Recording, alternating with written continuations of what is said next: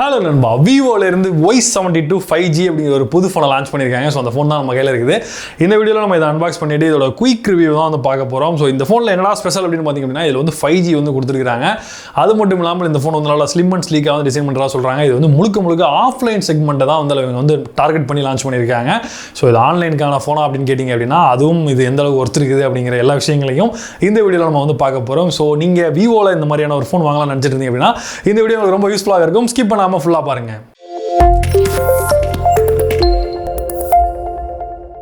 So first இந்த ஃபோன்ல அன்பாக்சிங்கை குயிக்காக பார்த்துட்டு வந்துடலாம்.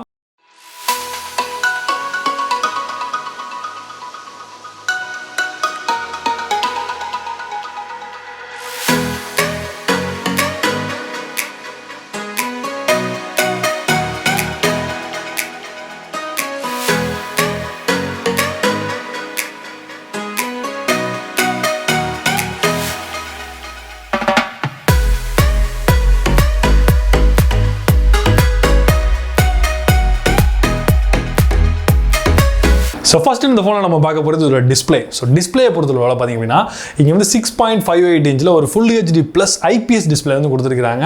ஸோ ஒரு 21,000 பட்ஜெட்டில் வந்து அவங்க தாராளமாக வந்து AMOLED பேனல் வந்து யூஸ் பண்ணியிருக்கலாம். பட் அவங்க வந்து யூஸ் பண்ணல. அதுக்கு வேறு வந்து ஒரு IPS டிஸ்பிளே தான் வந்து கொடுத்துருக்காங்க. ஸோ இந்த குவாலிட்டியை பொறுத்தவரை எந்த விதத்துலையும் வந்து தரம் வந்து குறைச்சி கொடுக்கல. அவங்க நம்ம அவுட்டோரில் யூஸ் பண்ணும் போதும் சரி, இல்லை இண்டோரில் யூஸ் பண்ணும் போதும் சரி, இல்லை ஏதாவது நம்ம மீடியா ஏதாவது பார்க்கும் போதும் சரி, ஸோ என்ன பண்ணாலும் இதோட குவாலிட்டி வந்து நல்லா இருக்குது.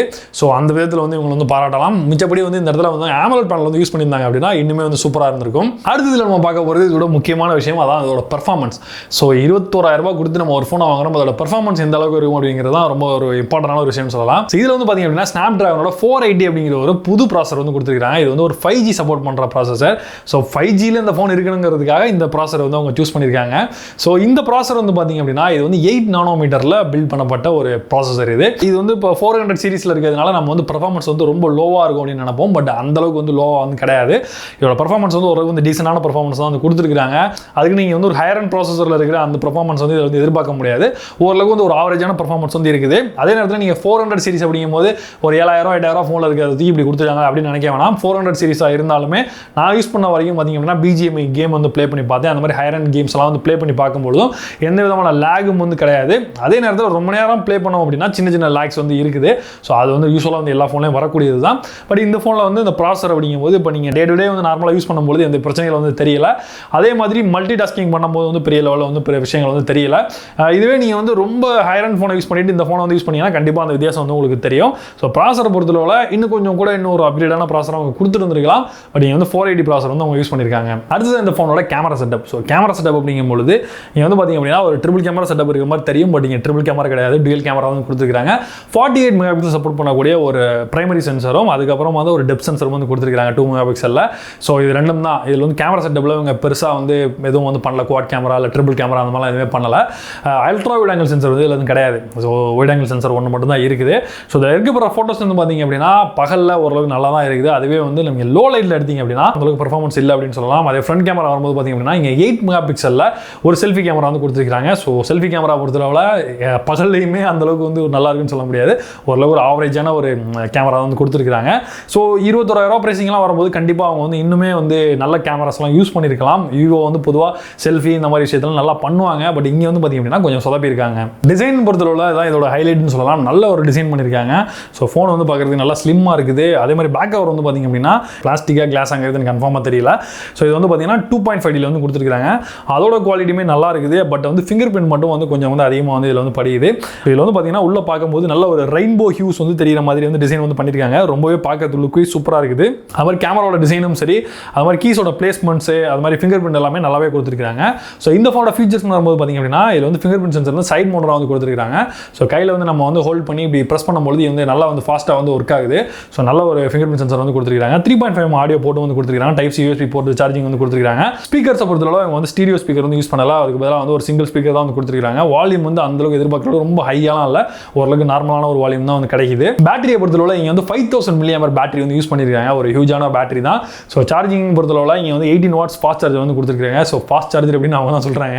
ஸோ 5000 mAh அப்படிங்கும்போது இந்த ஃபோனை வந்து சார்ஜ் பண்ணுறதுக்கு 18 வாட்ஸில் வந்து கண்டிப்பாக 2 மணி நேரத்துலேருந்து 3 மணி நேரம் வரையும் கூட அதிகபட்சமாக வந்து எடுத்துக்க வாய்ப்புகள் இருக்குது.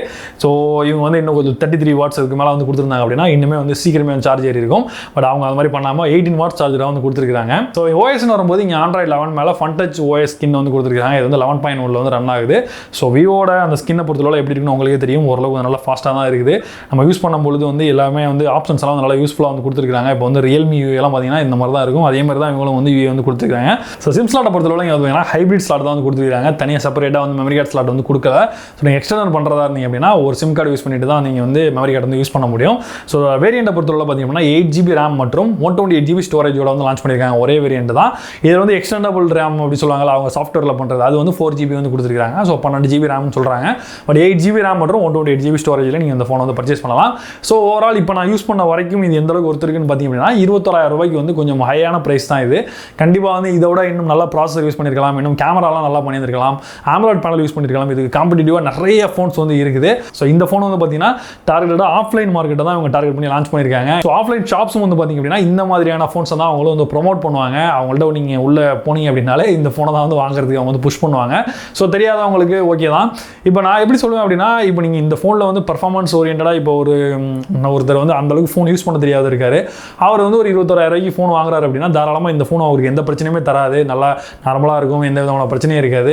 அவருக்கு பர்ஃபார்மன்ஸ் யூஸ் ரொம்பவுமே தேவைப்படாது. ஸோ அவங்களுக்குலாம் இந்த ஃபோன் ஓகேவாக தான் இருக்கும். டிசைன் தான் அவங்களுக்கு முக்கியமான விஷயமா இருக்கும். அதே நேரத்தில் நீங்கள் வந்து நல்ல கேம் விளாடக்கூடிய ஆள், நிறையா நான் வந்து மல்டி டாஸ்க் பண்ணுவேன், எனக்கு ஏகப்பட்ட 150-200 ஆப் வந்து இன்ஸ்டால் பண்ணியிருப்பேன், அந்த மாதிரி உள்ளவங்களுக்கு கண்டிப்பாக இந்த ஃபோன் வந்து ஒர்த்தபுளாக இருக்காது. ஸோ இது வந்து இதை யாரை டார்கெட் பண்ணி அவங்க போட்டிருக்காங்களோ அவங்களுக்கு இது ஓகேவா இருக்கும் அப்படிங்கிறதான் என்னோட கருத்து.